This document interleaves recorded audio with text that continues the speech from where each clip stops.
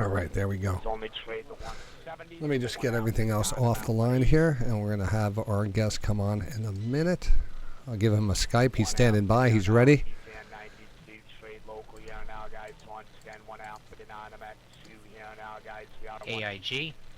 AIG shares spiking to the highs of the day, $30.40. Alpha India Golf spiking to the highs of the day, $30.40.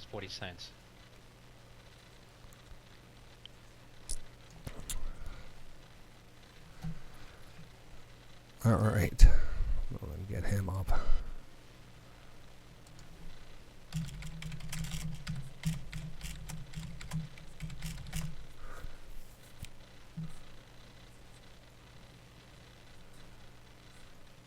All right.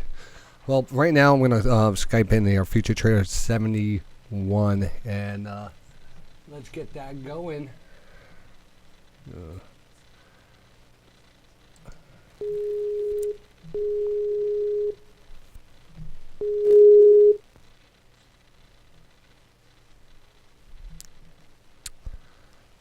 Make sure all the audio works properly on both sides. There we go. How you doing, FT71?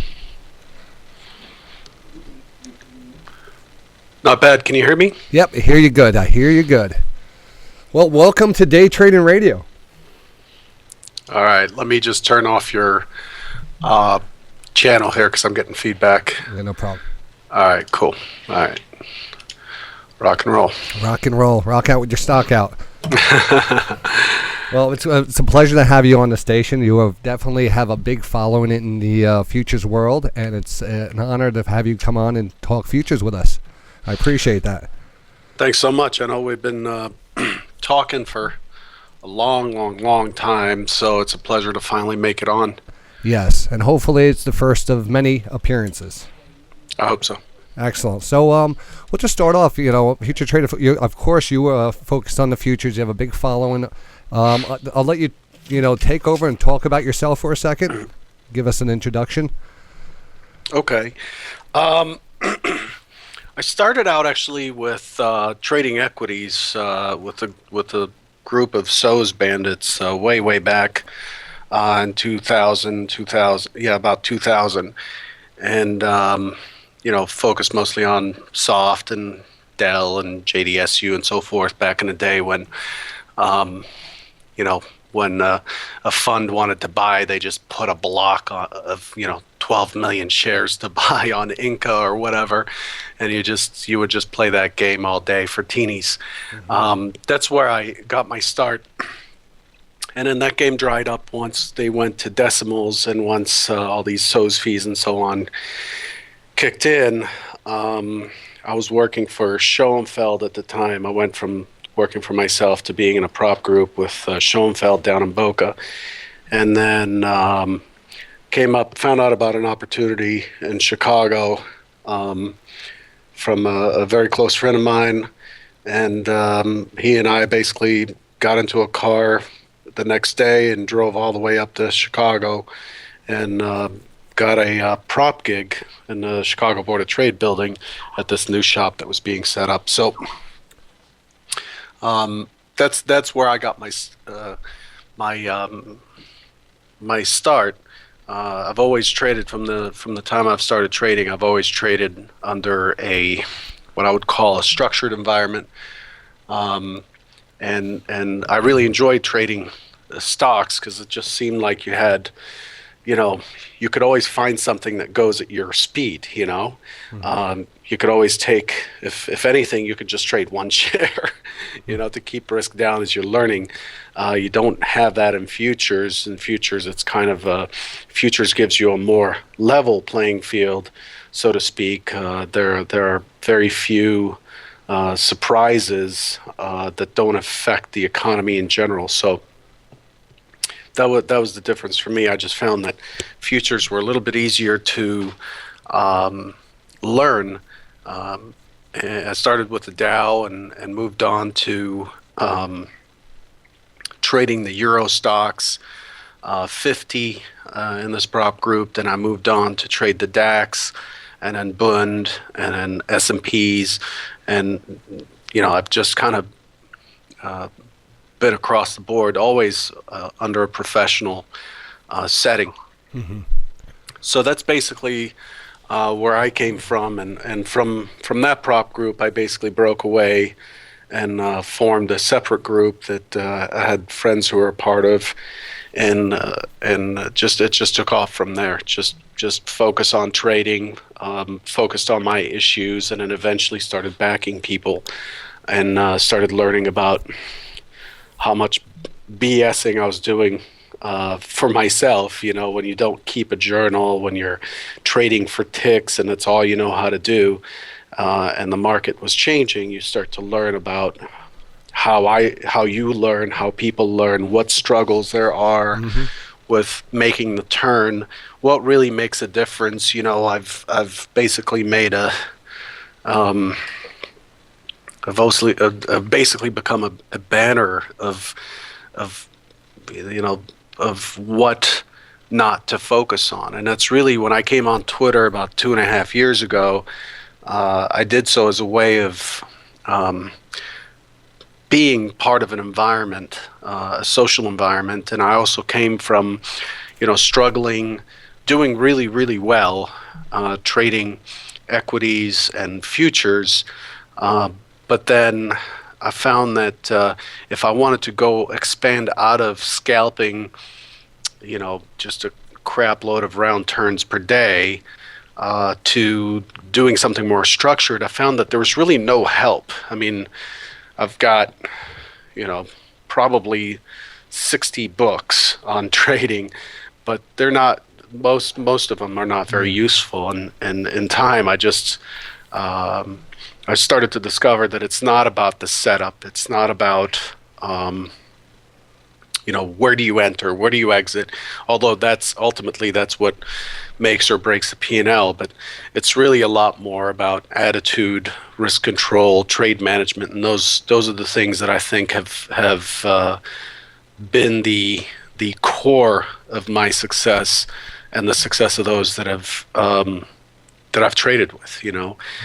So that's the bottom line. I mean, a lot of people just go from one thing to the next to try to find that wonderful indicator that's never wrong, and or the guy who's never wrong. But the fact is, whatever it is you're looking at, whatever it is you're doing, you have to own it. You have to make it your own. And in the end, the only thing that comes in between you and your success in trading is you. So there's a lot of most people have issues. I mean, I've run through a lot of prop guys and so on. The biggest issue is behavior modification, and that's something we all try to avoid. And that's the bottom line, really, when it comes to trading as a professional. And that's the other thing that I see is, I know I'm rambling, but the difference between a professional and a guy who's in his boxers at home trying to trade is the commitment, is the environment, and the fact that they're looking at this as a long-term career rather than a casino where you go in, you click a button, you click another button, and boom, you've made yourself $100 for the day or whatever. That doesn't last. What lasts is treating this as a real business with a real plan and real controls and a real work environment and some structure. I listen to your show, and it's obvious that you come in every day and you kind of know what you're looking for, and you're just scanning for it or watching it, and when it's there, you take it and you move on. You cut your losses, you move on, and so on and so forth. But most people don't focus on that, don't learn that. They learn more about what charts they should use and what indicator to put on those charts, So that's really the trek. And I think coming in through Twitter has taught me how, I hate to call it this, because a trader's a trader. I don't care, if it's a retail guy or a professional guy. But the biggest problem with retail traders is there's a belief, and I'm sure they're getting it from somewhere, there's a belief that you can subscribe to something or pay for something that's going to make you money. and there isn't. I think the closest you can get is the environment that you've created here, where you're creating some structure in a community that kind of watches each other's backs. You nailed it. Yep. Thank you for that. Know? And that's really the difference between a prop guy and the trade in my boxers guy, is the environment. But you could throw a dart at the wall if you have a big enough sample and you have some good risk and money management, trade management parameters. Nothing's guaranteed in trading. There's always risk of loss, but you can manage. You can very often manage yourself out of a dart throw. Yeah. You can in trading, and sometimes you just take the loss and you move on. But those are really the issues that I talk about on Twitter, that my webinars talk about, and so on and so forth. Is not just the technical side, but really, you are your biggest problem. Your psychology, your education, your training, your successes are your biggest problems. Yeah, right? The psychology part of it, the discipline, the patience, and I guess you have a big experience in trading. I think you nailed something earlier. Is like exactly what not to do by doing it wrong so many times. It eventually becomes a process of elimination, and it's up to you inside to recognize that and straighten that out. It's okay, the old saying, it's okay to be wrong, but it's not okay to be wrong, continuously be wrong. So. Yeah, that's correct. And not to mention the fact that the absolute fact that most people don't trade something consistently enough and long enough to actually know whether it works or not. They just don't. It requires a lot of discipline. It requires swallowing your pride and accepting that you're going to lose for a while before you actually figure this out. They want to learn how to play basketball, but they want the first 5 jump shots to be swooshes. And that's not how it works. No, absolutely. I mean, this is it's amazing because you nailed it. And I think a question I was going to ask you is, when did you notice the structure? Like we noticed that if we have to be so structured and stuff. And I remember when I was a younger trader, and I started in the early 90s, and I had to go through the process of learning on my own and being that cowboy. And the key words that I always kind of mention is that this is a casino. And back then I didn't want to believe that. I wanted to believe that this was something I can make money at. And what happened was that it was so obvious back in the day, going from the days of the So's Bandits back to up to the boiler rooms, to the Yahoo chat rooms. Everyone, the market was so fixed in some way, or rigged in some way. It was a casino. It was a casino unless you realized that and locked yourself into something that was very tightly methodology, or something that really took away the fear and took out the emotions that go, the greed and everything else. And until you wipe that all away, you really are just going to be washed away in this market. Yes. So, I mean, now you have developed a methodology. Yeah. Is that when you talk about your Twitter experience and the people who have come to follow you, it's because you're giving them something that they hold on to and they recognize as being true. That's the great thing about something. You in the market, if it's right, you're going to make money. If it's wrong, you're going to lose money fast. And that's okay. It's okay to be wrong. Just make it quick. Yeah. That's what I used to tell my guys, and that's what I still say. It's okay to be wrong. Just make it quick. But yeah, the my objective when I came on Twitter and so on was to was a little bit egotistical in that I took a seminar where it was just so obviously a ripoff way back, I think late 04, sometime in early 05. And I came on and I just started to kind of trade back and forth with a guy out in St. Clemente in California. I thought it was just me and him, but it turned out I all of us, because I was telling him what I was doing throughout the day and where I was entering, I had 300 some odd followers all of a sudden, and I cussed one day, and my friend said, "Hey man, you have 300 followers, you better watch out." And I just didn't have a clue exactly what Twitter was. I just got on it because he said, "Let's get on it." And then and then people started asking questions, and it just, so I do these chats. I would use this free chat client, and we would meet after the market, and I just love the markets, and that's where it started. But I realized after a while, just asking questions and so on, that these people have an incredibly hard time learning with any structure, and that there's just a lot of BS out there. There's just a ton of stuff out there that's very misleading, especially in futures.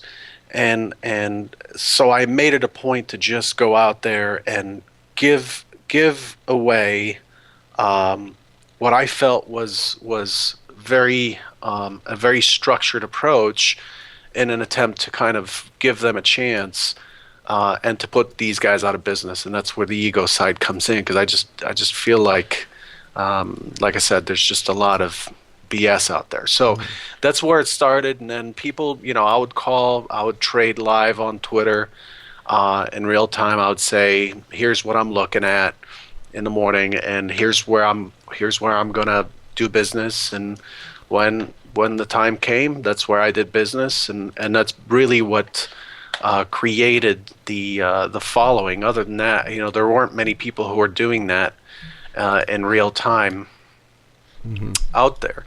So that's where it started, and then from there it just seemed like people were asking the same questions over and over and over as my Twitter following grew. And somebody suggested I do a blog, so went and did a blog post, or started a blog, and then posted like the terms that I use, and then I'll do blog posts and so forth, describing the day. And then it became even bigger than that. It got to the point where I had to either stop or charge for that information, for the service, and for the hosting, and for the website, and all this stuff. So I decided to just do it for charity. I have a charity that I started, tax-exempt charity, that I started in '08, and it needed funding.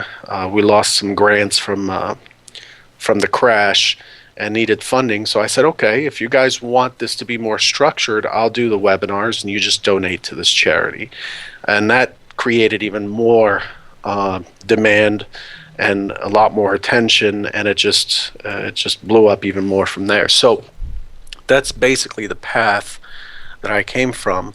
I stopped backing people a few years ago, and I've moved into other areas, and I just enjoy. Well, let me stop you a second, because we have so many people listening. When you say, just to clarify, for people maybe not understanding some of the terminology, that you were a prop trader, but what when you were referring that you stopped backing people, what was that process? So it started out with actually the guy I learned to trade from at this first prop shop in Chicago, a guy who taught me how to trade the Euro stocks and the DAX. And he was I left the prop shop, and he needed to get out. It wasn't a good situation, and that's why I wanted out. And so I just put up, I bought him a seat on the exchange, got him his computer equipment, opened an account under my corporation, a sub account, funded it, and then he just quit the prop shop, and the next day he showed up and started trading with me, and it was just he, myself, and a few other guys, and it just grew from there. So prop or backing people in the futures world is different than prop in the equities world, because equities, most places don't really use prop. They require you to put up some money, and all they're doing is giving you buying power. A lot of places do that I'm aware of, especially in New York and so on. But prop and futures, by definition or by the regulations under the exchanges, means that the trader does not put any risk, does not have any skin in the game, does not put up any risk, and can only have a maximum of an 80% payout. So I bear all of the risk of that trader's trading. So I manage the sizing of positions and how much he's allowed to trade, and they take a portion of whatever profits they've made. That's how prop works in futures, and of course they're trading at member rates, so it's really cheap to do it that way. Okay. Well, thanks for that. Yeah.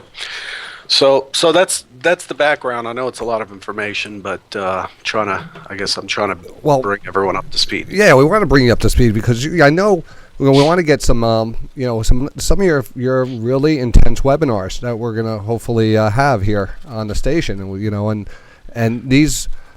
Tell us about your webinars. And what do you focus on a webinar, and what about? And there's so much to talk to you about, but we're only going to do an introduction today because we're going to plan to have you on again. But you have a special way of trading the futures. Yeah. How would you define this? Okay, so I, after looking at all the different ways you can look at markets and prices and stuff, I became attracted to market profile, and that was the reason I took that seminar in 04, late 04, 05, and so I became really good with market profile, just basically determining the day type. And all market profile is, it's not a methodology, it's a way of structuring the market information. That's all. It's a way of graphing or charting the market information, but it's an incredibly simple way to look at what's happening within the market. No matter, it doesn't matter if you're trading pot or Apple or Google or whatever, it doesn't matter, or you're trading marbles with your buddy. The fact is, it's an auction. When you're talking about prices and determining value, it's an auction. I think prices are going to go up in the future, so I want to buy now. You think prices are going to go down in the future, so you want to sell now. And what market profile is, it shows you where that happened, where did most of the participation happen, and so forth. But market profile in itself is limited in that it only looks at time, and I have no interest in time. I couldn't care less about the time of day, or how many minutes a product traded at a certain price. Hey, look, it looks like we're heading for 1409, 1408 in the S&Ps now. So I didn't care about time, so I started thinking, well, I have tick data. I was using CQG's charting package, so I have tick data, I have volume. Why don't I look at volume instead? So I started to switch from time-based charts to volume-based charts, and all volume profiling is it's showing you how many contracts or shares traded at every single price. So in a way, what it's doing is it's like looking inside of the bar, be it a 5-minute or daily bar, it doesn't matter. And then I started to notice certain things. I started to notice that certain prices attracted more trading. Certain prices were just plain out rejected. The market did not like those prices because they were unfair, so they would move away from them. So you keep track of those, and all of a sudden you can see inside of the auction. It's almost like being in a pit. When I used to go down and watch the guys in a pit when my office was at the Board of Trade, these guys will just screw around all day until it gets to their price. And then they become active. Then you see their hands up in the air. And that's really what happens on every product across the globe when it trades. It's not a matter of some moving average coming across or something like that. To me, just those things, even though I use them, fibs and so forth, for me personally, they didn't work. They didn't give me the confidence that knowing, that looking at volume profile gave me. So that's basically what I started to develop, and that's what I started sharing with the public on my website. Oh. Well, that we're going to see more of that now. So you follow the market right now. Like right now, you're at your office. Do you trade every day? Yeah, pretty much. I mean, You're watching the market right now. Yes, I mean, I'm a trader first and everything else. After that, these days I'm working on so many things that pull me away from trading, but I try to trade at least the first hour of the day. Most days I'm sitting in front of the computer all day long. I mean, my whole career, I'm here from 7:15 till 4 Central Time. So it's a continuous thing. But the markets are a passion, and I do watch the market or trade pretty much every day. Oh, that's good. So, well, let's see. What else? Did you want to share anything with us? I mean, we could always do that the next time, too. I don't want to... I know that you're a busy person, and I know we wanted to get you on here for the first time today and maybe, set up something for maybe some of your webinars in the future. Yeah, sure. I mean, I could quickly go over what I came into the day with. I think speaking about history and so forth establishes some sort of a background, but really we're here to trade, and that's what I'm interested in, and I'm sure that's what you're interested in. So I thought, it would be best to just kind of throw up what I'm seeing, how I approach the day, and how it's playing out, and how I think it's going to play out into the close. Anything can happen in the market. Results are never guaranteed, and all of risk disclaimers all apply. Always. But I figured excellent. maybe put some context into it by showing what's going on. Excellent. So Let me share my screen here. all right, let's get this up and running. So we're getting a live, very special live show here. We have FT71, Futures Trader 71, join us here. Let me just make sure I know how to get this thing up and running. I see your screen. Oh, there we go. All right, so let me move this over. And we're going to move this over like this. Now this might be a little fuzzy, but we're going to do the best we can with this. Is it fuzzy? I'm not on the No, it's okay. Can't see your website. It's right okay. now. That's fine. So looking at I start the day out looking at news, overnight news, and so forth. Then I move on to whatever economic releases there are, and then I look at what's called what I call the composite chart. All this is it's a daily chart, but I'm using minute bars, 405 minute bars in the session. So each one of these bars is one trading day from the cash open till the futures close. So Central Time or Eastern Time, it would be 9:30 till 4:15. So I look at that and see what the auction is doing. So the first thing I look at is, where were we? What are we trying to do? How good of a job are we doing in getting there? And those are the real questions that I need to answer. And anytime the market is churning on itself, like you have this breakout on Fed Day down here, then you have higher highs, higher lows all the way through, and then all of a sudden, if I look inside of these bars, which I can,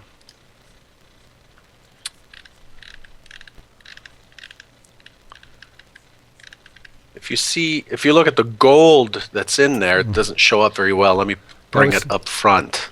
See, pretty good. Bring to front. So I can see within the daily bar where the market has traded and where it has rejected prices. So you can see, like on this one here, there was no trading happening between 401 and 403, and then there's a lot going on between 403, 1403, 1405. And the biggest thing I'm watching here is this pink line. The pink line is the most traded price of the day. It's called the point of control, or the volume point of control. And I don't usually use the composite chart to look inside the bars. All I'm doing with the composite chart is getting a big picture view. Now, if I look at over time, does that trade the news? No, that is our Benziger, Mr. Land. Oh, I see. Cool. Yeah. So this is basically the S&P since the low we put in 09 at 603. The prices are adjusted for rollover. We could talk about that some other time because futures don't act the same as equities. And so these are the daily bars that have occurred since then. On the right is the composite. And all this is it's taking every single contract that's traded across the prices from 603 to the high I have in this chart, which is 1539 quarter in the S&Ps, and it's plotting how much volume on the right scale traded at each one of those prices. The market likes to go from balance to imbalance to balance. So it likes to chop, and then some piece of news comes in that says the S&P shouldn't be at 1350, they should be at 1370. And so there are forces that come in that push the market there, and that's called vertical development or price discovery upwards. And then it chops until the next piece of news comes in, and then it moves to the next area of value. So that's basically auction market theory. And this chart basically shows me where that's happening. And then any time there's chop within the bars, I create a profile for that chop. For example, this profile here is charting everything from the break higher from the 3rd of February until we broke out of this range on that Fed day, the 13th. I'm looking inside there to see where did the volume happen and where's there no volume whatsoever. Those are the rejection areas. Those are the areas I'm interested in doing business. I'm trying to avoid areas where everybody liked the trade because that's where the chop is, and I'm trying to get into areas where the price is unfair, and that's where I want to participate. I want to go where prices are unfair. So that's, in a simplistic way, that's the premise of this whole thing. Now, let's look at the most recent action. The most recent action, Fed day, trend up, pull back, sideways. These two are what's called balance days, so it just chops back and forth, back and forth. And then the next day, it broke lower, and I did a webinar that morning on the 22nd, which was last Thursday, and it's available on my website, where I said, if we open below the 2-day balance in this area, we're likely to rotate up to 91 quarter, which is this little notch out. See that little notch out there in this composite, this blue composite? There's a little notch out that's hiding. Yep. Here, let me bring it There to it the is. front. So this notch out here, 91 quarter, it's likely to rotate to 91 quarter, and then if it pushes down, that it's likely to test the profile of this day, which is the Fed day, down to 80 quarter, which is where SINA. the market just Trading near moved the through highs prices today so of fast it $59 didn't for have a Chatter. chance to test The who's government really in interested China in those is areas. using And then the next day, it went ahead and environments pulled down to to 80.50 and then pushed back Sending up to Indian bring us to where alpha we are now. hearing chatter. The government in China is For using today, its you know, after registry- yesterday's gap up, my targets were 1409, which is this high volume node. If I turn on the high volume, low volume peaks and valleys, there's 1409, which is a high volume price. And all day yesterday, I was basically saying likely to take out 1408. It's going to go for 1409. Yesterday, I got long at 1401 half. The low of day is 1401 quarter. They don't always happen so beautifully. I don't usually get the top or within a tick or two of the top or the bottom, but I was looking for 1401-ish, and then with 1475, which is this pink line here, which is a low volume price, and I was looking for that to support and then turn up and push through to 1409 and then 1412.75 on the upside, and it ended up actually pushing right through to 15 half or so. So given that we pressed prices so fast yesterday, what do we expect coming in? We expect the market to rest. The market cannot sprint all the time. So that's what we have today, and I'm targeting 1408 and 1409 since this morning. It just will not get there. I mean, it just took out the 10s by a tick, and we could see that on the intraday chart. This is my intraday chart. It shows me the action inside of the day. And so we opened in range. We opened right at the low volume node here, so I'm expecting a rotation down to '09 to the old high at 1408, and then the ultimate target for a short today would be 1405, which is the VPOC of yesterday, which is the most accepted price of yesterday by volume. So that's the price at which the market said, I like this price right now. We're just going to keep trading. It's a fair price. Let's just keep trading here. And then we broke away from that. And generally, the market doesn't like to leave those behind. So any shorts would target 1405. Any longs would target 1423, which is up here, which is a VPOC from 2007 at some time, late 2007. Wow. It's still yeah. So that's really I know this, I'm kind of rushing through it, but we'll talk about this some more, I think. So this is just an overview. Just an overview. That's what we want to do. We want just an overview. Let me ask you a couple questions. Time frame when you trade the futures and you use. Are you looking at a longer term trade because of all your methodology, or do you try to scalp the market for? I actually do a combination. I mean, I grew up as a scalper, just a high volume scalper, and I'm very risk averse. So what I do is I look for. I actually target 2.5 points in the S&P for my first scale at the farthest. So if I don't have anything that I think is going to stand in the way of, say, a long, I'll always scale out for 2.5 points, and then that improves my risk. It drops my entry price because I bank some profits and I usually campaign with those profits, and then I just let it sit and let it play out. I generally like to ride a runner until the wheels come off. I just want the market to just give me whatever I've got, and I consider myself paid when I get those 2.5 points. But I've had trades that run from 12 to 35 to even 60 points in 2008. Yeah. So I don't have a fixed target or a fixed limit. I generally take what the market can give me, and I have no bias. I don't, I'm thankful for whatever I get, and I don't try to impose anything on the market that it's not willing to give me. When you mentor or teach people through your webinars, do you recommend position size? Or does it go hand in hand with your I mean, the smallest you can trade in futures is a one lot, and a one lot in the S&P, for example, at 14. Let's round it to 1,400. A one lot's worth $70,000, and it's the smallest size you can trade. So there's a lot of leverage, and therefore there's a lot of risk in futures. Mm-hmm. Yep. And you can lose more than the value of your account in futures, and I'm required to say it's not suitable for everybody. No. But if the smallest you could trade is a one lot.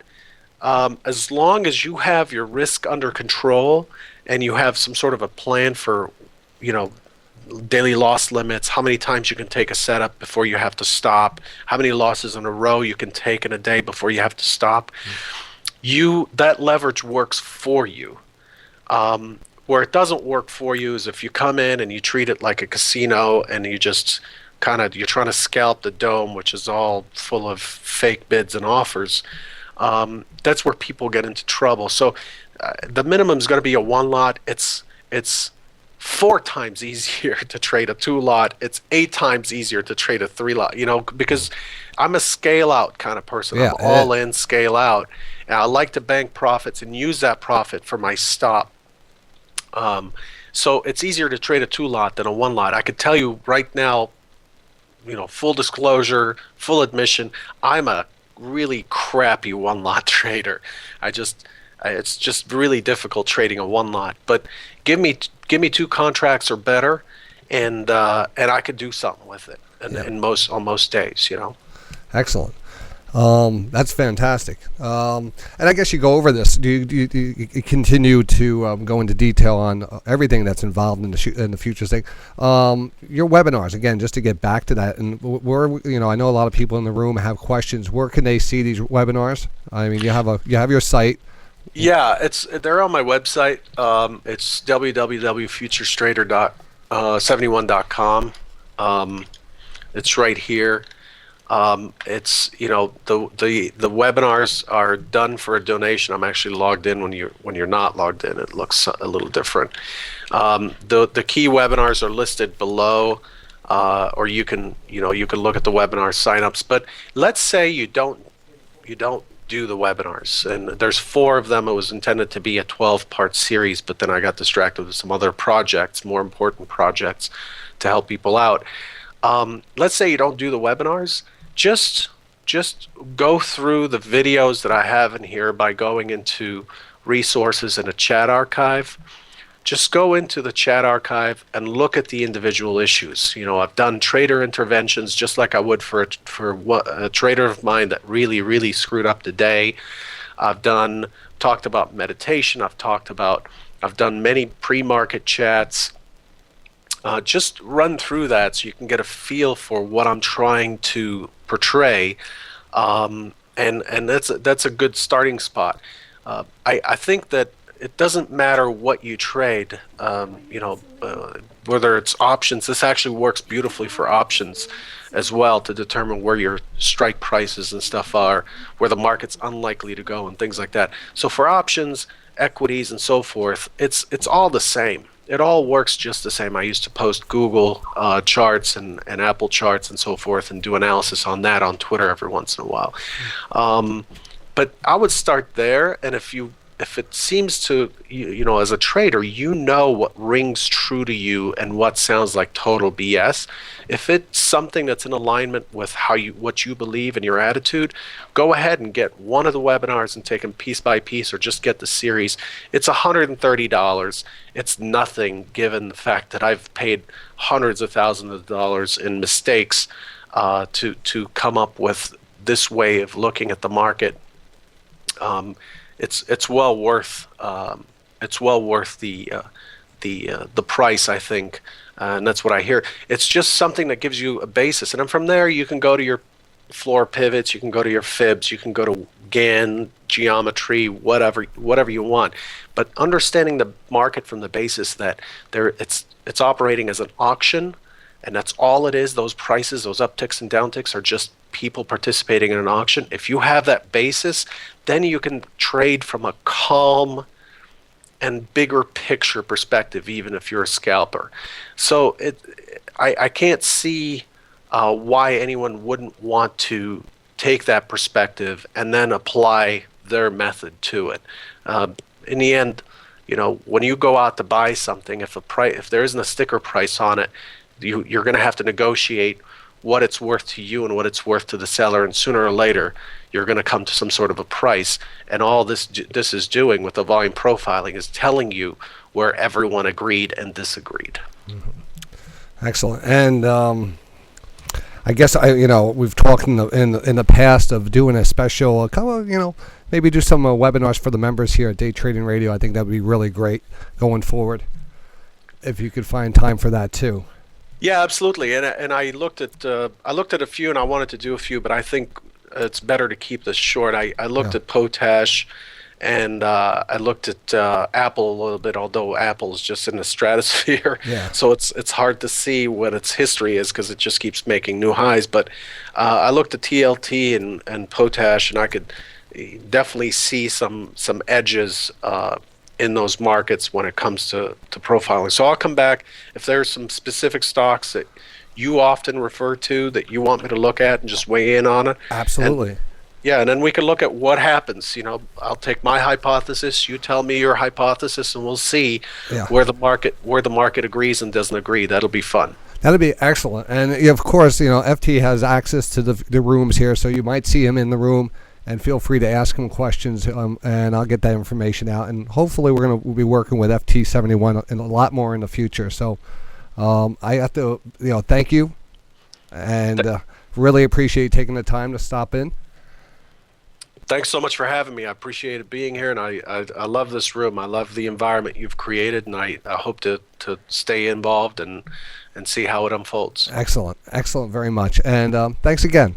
Okay, thanks for having me. Take care. All right, have a great day. Bye. All right, let me just, there we go. Well, that was FT71. That was nice. It was good. We've talked many times in the past. We've been in the same circles, and it's really the first time I wanted to get him on the show as an introduction, and then to kind of carry that forward. He definitely loves the show and wants to do some more things with us. So I think that'd be great for everyone. So that's good. It's good to have him as a resource. I think it's probably one of the better resources out there in the trading world, and I'm very proud to have him as a resource now.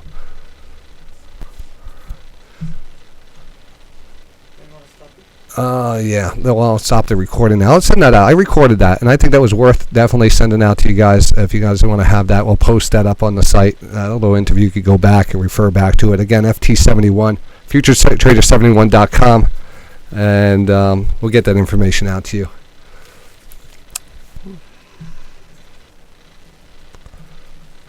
Thanks, Gonzo. Oh, I only had a couple days to spare. That was close.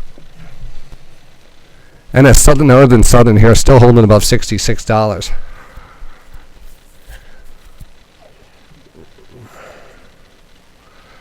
And it's good. I mean, I guess I could have kept them on. I should have kept them on and just let them. We should have ran with it and stuff.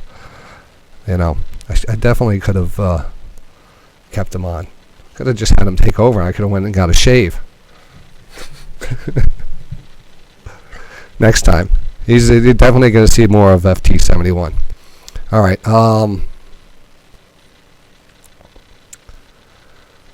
Let's see. What we got to? Let me just let me shut this off. Just restart it. That way I have a clean copy of the interview, and I can get that out. So just hold on 1 second. I'm going to go off and on.